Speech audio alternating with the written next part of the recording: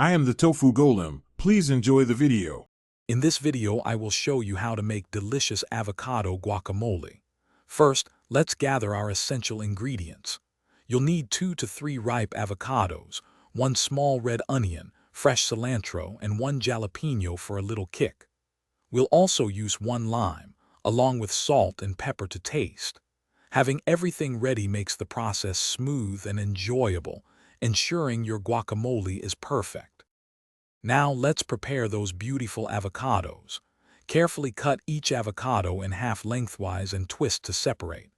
Remove the large pit, then use a spoon to scoop the creamy green flesh into a medium-sized bowl. Once all the avocado is in the bowl, use a fork or a potato masher to mash it to your preferred consistency.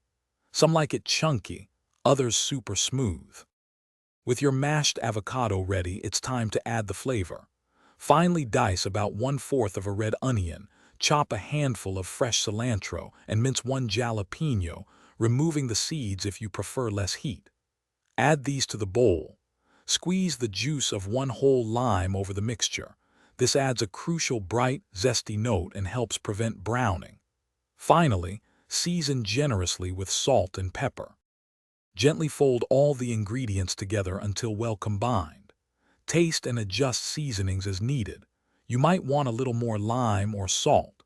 Your fresh, homemade guacamole is now ready to serve. It's fantastic with tortilla chips as a topping for tacos or alongside your favorite Mexican dishes.